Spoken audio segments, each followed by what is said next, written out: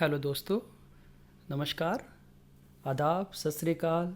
स्वागत है आप सभी का अपने चैनल ज्ञान सागर डीवी सर। मैं धर्मवीर गुप्ता तहे दिल से आपका इस्तकबाल और स्वागत करता हूं। और जो श्रृंखला कल हमने शुरू की थी उसी को आगे बढ़ाते हुए कुछ क्वेश्चंस आपके लिए लाया हूं, प्रस्तुत है आपके सामने। उन्हें हम देखते हैं जो कि एग्ज़ाम के लिए आपके इम्पॉर्टेंट है। तो सबसे पहला क्वेश्चन जो मैं लाया हूँ वो करंट अफेयर से लाया हूँ। जैसे कि आपको अगर स्क्रीन पर विजिबल हो पा रहा है, आप देख पा रहे हैं स्क्रीन पर, तो इस स्क्रीन पर एक चीज़ आपको दिखाई दे रही है। एक छोटा सा मैंने एक चीज़ लिखी है, बंगस आवाम मेला। देखिए, ये जो बंगस आवाम मेला है ये न्यूज़ में रहा है, और इस मेले का जो आयोजन है वो हुआ है हंदवाड़ा। दरअसल ये हंदवाड़ा के स्थानीय लोगों ने एक 2 दिवसीय उत्सव मनाया है, और उस उत्सव का, उस फेस्टिवल का नाम दिया है बंगस आवाम मेला। क्यों किया गया है, पर्पस क्या है? क्योंकि अगस्त 2019 में जो केंद्रीय सरकार ने जम्मू कश्मीर में अनुच्छेद 370 हटाया था, उसको हटाने के उपलक्ष्य में खुशी सेलिब्रेट करने के लिए वहाँ के स्थानीय लोगों ने, और इसमें कहाँ कहाँ के लोग हैं, इसमें हैं कुपवाड़ा, तंधार, हंदवाड़ा के जो गुज्जर समुदाय है, बक्करवाल समुदाय है, और अन्य कश्मीरी लोगों ने इसमें पार्टिसिपेट किया है। इस मेले का आयोजन कब से कब तक हुआ है? 3 अगस्त से लेकर 4 अगस्त तक। तो एग्ज़ाम में ये आ सकता है कि बंगस मेला कहाँ लगा या बंगस आवाम मेला कहाँ लगा। तो ये लगा जम्मू एंड कश्मीर में। इम्पॉर्टेंट पॉइंट है, एग्ज़ाम में आपके आने की संभावना है, इसीलिए इसको आप याद रखिएगा। नेक्स्ट पॉइंट आपके सामने लाते हैं और अगला क्वेश्चन हम देखते हैं। वो अगला क्वेश्चन है आपका इसी से रिलेटेड। अगला क्वेश्चन देखें। ये क्वेश्चन जो है आपका, ये भी आपको याद होगा। दरअसल जम्मू कश्मीर में जो 370 हटा, और हटाने के बाद उसके जो पहले लेफ्टिनेंट गवर्नर बने थे, वो पहले लेफ्टिनेंट गवर्नर थे जी मुर्मू, यानी कि गिरीश चंद्र मुर्मू। अब उनके स्थान पे जो है नए लेफ्टिनेंट गवर्नर बनाए गए हैं जम्मू कश्मीर के, जो कि इम्पॉर्टेंट है एग्ज़ाम के लिए। आने वाले जो एग्ज़ाम हैं 2020 के और 21 के, उन सभी में जम्मू कश्मीर एक इम्पॉर्टेंट मुद्दा रहने वाला है। तो जम्मू कश्मीर के नए लेफ्टिनेंट गवर्नर जो बने हैं वो बने हैं कौन? मनोज सिन्हा। अब देखिए, मनोज सिन्हा तो हर एक को पता चल जाएगा न्यूज़ में। इम्पॉर्टेंट फैक्ट इज़ दैट कि मनोज सिन्हा जो हैं ये यूपी का जो पूर्वी क्षेत्र है वहाँ पर एक जगह है गाज़ीपुर, और गाज़ीपुर से ये लोकसभा सांसद रहे हैं 3 बार। तो इसलिए इम्पॉर्टेंट है। यूपी का अगर आप पेपर दे रहे हैं, यूपी पुलिस का, यूपी आरओ का या यूपी पीसीएस का, तो उसके लिए तो इम्पॉर्टेंट है ही है। और एसएससी और वनडे एग्ज़ाम के लिए भी ये इम्पॉर्टेंट है, क्योंकि जम्मू कश्मीर का मैटर है। So it is very very important. और ये केंद्रीय राज्य रेल मंत्री भी रह चुके हैं। तो ये सब इनके बारे में एडिशनल इन्फॉर्मेशन जो मैंने आपसे डिस्कस करी, इसको आप अपने माइंड में रखिएगा when you are going for the exam. Next point हम देखते हैं। अगला क्वेश्चन जो आपके सामने है, और वो अगला क्वेश्चन है ये। देखिए, टिकटॉक बहुत न्यूज़ में चल रहा है, लेकिन मैं आपको बताना चाहूँगा कि टिकटॉक का जो स्वामित्व है, टिकटॉक की जो ऑनर कंपनी है वो कौन सी है? वो है आपकी चाइनीज़, यानी कि चाइना के बाइट डांस के स्वामित्व वाली कंपनी है टिकटॉक। इम्पॉर्टेंट है। तो इस टिकटॉक कंपनी ने क्या किया है? पहला यूरोपियन डेटा सेंटर खोला है आयरलैंड में। और आयरलैंड किस में है? यूरोप में। अब आयरलैंड में खोला गया है चाइना से अलग। तो ये इम्पॉर्टेंट है। वैसे भी न्यूज़ में चल रहा है, आपने सुना होगा रिसेंटली न्यूज़ में कि अमेरिकी प्रेसिडेंट जो डोनाल्ड ट्रंप हैं, उन्होंने अनाउंस किया है टिकटॉक को बैन करने के लिए। और अभी एक नोटिफिकेशन जारी भी कर दिया है कि अमेरिकी सरकार के अधिकारी जो हैं टिकटॉक को अपने मोबाइल में नहीं रख सकते। तो ये इम्पॉर्टेंट है, न्यूज़ में चल रहा है। इंडिया में पहले ही बैन हो चुका है, तो आपको ये पता होना चाहिए। टिकटॉक यही है, बहुत से लोग इंडिया में टिकटॉक से स्टार बन गए हैं। शायद आप में से भी कुछ लोगों का टिकटॉक पे अकाउंट होगा और वीडियो अपलोड करते होंगे। तो नेक्स्ट पॉइंट हम देखते हैं और अगला क्वेश्चन की ओर चलते हैं। और वो अगला क्वेश्चन है हमारा ये। जैसे कि आपको दिखाई दे रहा है, ये जो सामने स्क्रीन पे आ रहे हैं ये हैं माननीय शिवराज सिंह चौहान, मध्य प्रदेश के मुख्यमंत्री।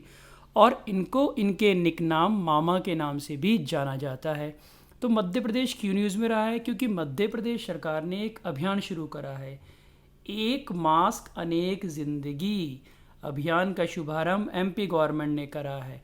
और इसका पर्पस क्या है? लोगों को कोरोना से बचाने के लिए मास्क पहनकर ही घर से निकलने की एडवाइजरी जारी की गई है, ताकि लोग मास्क लगाएं और कोरोना का जो स्प्रेड है वो कम से कम हो। कोरोना, जैसा आप जानते हैं कि कोरोना को कोविड-19 भी कहा जाता है, यानी कि कोरोना वायरस इन दिसंबर 2019, क्योंकि कोरोना का पहला केस 2019 में आ चुका था चाइना में, इसीलिए इसे कोविड-19 भी कहा जाता है। नेक्स्ट क्वेश्चन हमारे सामने जो है वो क्वेश्चन है ये।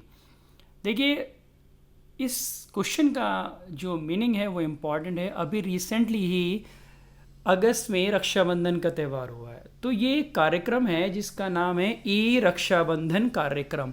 और ये जो ई रक्षाबंधन कार्यक्रम है ये शुरू किया गया है आंध्र प्रदेश सरकार के द्वारा। और इस ई रक्षाबंधन कार्यक्रम का पर्पस क्या है? एक वीडियो लिंक के माध्यम से पूरे के पूरे स्टेट में जो साइबर अपराधी हैं, जो साइबर क्राइम की इंसिडेंट्स लगातार बढ़ती जा रही है, उन चीज़ों को रोकने के लिए वहाँ की सरकार ने एक लिंक जारी करा है, जिसमें महिलाओं, लड़कियों और आम जनता को 31 अगस्त तक ई रक्षाबंधन के माध्यम से एक तरह से प्रशिक्षित किया जाएगा। प्रशिक्षित का मतलब साइबर अपराधियों पर जानकारी रखने को, उनको अवेयरनेस क्रिएट की जाएगी, जो कि एक इम्पॉर्टेंट पॉइंट है। नेक्स्ट पॉइंट देखें और अगला क्वेश्चन की ओर हम चलते हैं। और अगला क्वेश्चन हमारा है, वो क्वेश्चन है हमारा, कुछ ऐसे क्वेश्चन हैं जो एग्ज़ाम में आ सकते हैं। जैसे कि अगर आपको मैं बताऊं तो सबसे पहला क्वेश्चन मैंने जो रखा है वो है, which act called as morning, ये विद नहीं है यहाँ पर, विदाउट होगा, थोड़ा सा मिसप्रिंट हो गया है मतलब टाइप करते हुए, यानी कि विदाउट। तो क्वेश्चन है कि किस एक्ट को मॉर्निंग विदाउट सन, यानी कि बिना सूरज वाला सवेरा कहा है बाल गंगाधर तिलक ने। तिलक बहुत इंपॉर्टेंट है, न्यूज़ में चल रहा है, इनकी 100th एनिवर्सरी मनाई जा रही है। स्वच्छ जो आत्मनिर्भर भारत है, भारत सरकार ने वो भी इनसे ही इंस्पायर होकर लिया है। तो ये जिसको कहा गया है वो कहा गया है मॉन्टेग्यू चेम्सफोर्ड रिफॉर्म को, यानी कि मॉन्टेग्यू चेम्सफोर्ड सुधार 1919 को। और ये इम्पॉर्टेंट है। नेक्स्ट पॉइंट देखें और अगला क्वेश्चन की ओर हम चलते हैं। अगला क्वेश्चन हमारे सामने है ये, under which act first time 1 lakh rupee announce for education in India, किस अधिनियम के द्वारा भारत में पहली बार शिक्षा के विकास के लिए, development for the education, 1 lakh रुपए अनाउंस किए गए? तो वो जिस एक्ट के द्वारा किए गए थे वो था 1813 का चार्टर एक्ट। देखिए, कहीं कहीं इन्हें चार्टर एक्ट कहा जाता है, कहीं कहीं गवर्नमेंट ऑफ इंडिया एक्ट कहा जाता है। तो चार्टर एक्ट उन सारे एक्ट को कहा जाएगा जो ब्रिटिश ईस्ट इंडिया कंपनी ने पास किए थे बिफोर द 1857 रिवॉल्ट। और उसके बाद जो एक्ट पास हुए वो सारे के सारे भारत सरकार अधिनियम, या जिन लोगों ने बनाए, जिन लोगों को उसमें रोल था, उनके नाम पे जाने जाते हैं। जैसे कि मॉन्टेग्यू चेम्सफोर्ड, ये भारत के वाइसराय और भारत सचिव थे इंग्लैंड में। नेक्स्ट पॉइंट है, which act called by Nehru as car without brake. Very very important, exam में आ चुका है। और ये कहा गया है 1935 के गवर्नमेंट ऑफ इंडिया एक्ट को नेहरू के द्वारा। तो इम्पॉर्टेंट है, आप एग्जाम में क्वेश्चन जब करेंगे तो ऐसे क्वेश्चन आपको मिलने की पॉसिबिलिटी बहुत ज़्यादा रहेगी। नेक्स्ट क्वेश्चन देखिए, अगला क्वेश्चन है, how many women member in constitution assembly. तो इसका जवाब है आंसर 15, यानी कि जब संविधान सभा बनी तो उसमें 15 महिला सदस्य थी। इंपॉर्टेंट पॉइंट है, याद रखिएगा, एग्जाम में आ चुका है। नेक्स्ट है, who was the first permanent chairman of constituent assembly. तो मैं आपको बताना चाहूँगा कि कॉन्स्टिट्यूंट असेंबली की जो पहली बैठक हुई थी वो हुई थी, डियर स्टूडेंट्स, 9 दिसंबर 1946 को। और इसके जो चेयरमैन थे वो थे SN सिन्हा। लेकिन जो दूसरी बैठक हुई, यानी कि 2 दिन बाद 11 दिसंबर 1946 को, उसमें जो बने थे वो बने थे राजेंद्र प्रसाद, जो संविधान सभा के पहले स्थायी अध्यक्ष थे। इसमें स्थायी पूछा गया है तो यही इसका आंसर हो जाएगा। नेक्स्ट पॉइंट है, अगला क्वेश्चन आपके सामने। अमेरिकन कॉन्स्टिट्यूशन कहा जाता है कि विश्व में सबसे पहले लिखित संविधान जिस देश ने बनाया, that is America, United state of America, संयुक्त राज्य अमेरिका। तो कब बना उन्होंने संविधान? 1789 में उनका ये संविधान बनकर तैयार हुआ था। अगला पॉइंट देखें, who was the chairman of cabinet mission 1946। तो इसके जो चेयरमैन थे लॉर्ड पैथिक लॉरेंस। आपको कमेंट सेक्शन में बताना है कि कैबिनेट मिशन में बाकी 2 मेंबर कौन थे, क्योंकि इसमें 3 मेंबर थे और ये 1946 में भारत आया था। नेक्स्ट पॉइंट देखें, अगला क्वेश्चन आपके सामने जो मैं ला रहा हूँ वो है, who was the chairman of province constitution committee, यानी कि प्रांतीय संविधान समिति के अध्यक्ष। तो ये थे सरदार वल्लभ भाई पटेल। और सरदार वल्लभ भाई पटेल को लौह पुरुष भी कहा जाता है, आयरन मैन ऑफ इंडिया भी कहा जाता है। इन्हीं का स्टैचू अहमदाबाद में बना है और इन्हीं का एक और नाम भी है, इन्हें कहा जाता है बिस्मार्क ऑफ इंडिया। आपको कमेंट सेक्शन में ये बताना है कि बिस्मार्क किस देश के लीडर थे। नेक्स्ट पॉइंट देखिए, कमेंट सेक्शन में देखिए, मुझे बताइए ज़रूर, तभी मुझे पता चलेगा आप कितना पढ़ रहे हैं।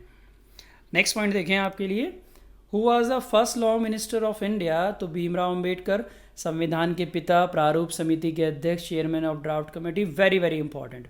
Who founded servants of India society. तो ये जो सर्वेंट्स ऑफ इंडिया सोसाइटी थी ये बनाई गई थी 1905 में, और जिसने बनाई थी वो थे GK गोखले या फिर गोपाल कृष्ण गोखले, जो गांधी जी के राजनीतिक गुरु भी थे। नेक्स्ट क्वेश्चन है, who is the chairman of 15th finance commission. 15वें वित्त आयोग के अध्यक्ष कौन थे? तो ये थे नंद किशोर सिंह, कहीं कहीं इनका नाम NK सिंह भी मिलता है। अभी इस कमेटी ने अपनी रिपोर्ट्स को सबमिट किया है, तो उसमें आप देखिएगा, एनालाइज कीजिएगा और मुझे कमेंट सेक्शन में बताइएगा कि केंद्रीय करों में राज्य का हिस्सा कितना अनाउंस किया गया है इस कमेटी के द्वारा। और फाइनेंस कमीशन के बारे में एक बात मैं आपको और बता दूं, ये जो फाइनेंस कमीशन है ये भारत के संविधान के अनुच्छेद 280 में दिया गया है, और संविधान के अनुच्छेद 280 के अनुसार फाइनेंस कमीशन या वित्त आयोग की नियुक्ति करते हैं राष्ट्रपति, और इसका टर्म होता है 5 ईयर यानी कि 5 साल का। नेक्स्ट क्वेश्चन देखें, अगला क्वेश्चन जो है ये थोड़ा इंपॉर्टेंट स्टैंडर्ड क्वेश्चन UPSC और PSC लेवल का मैंने डाल दिया है।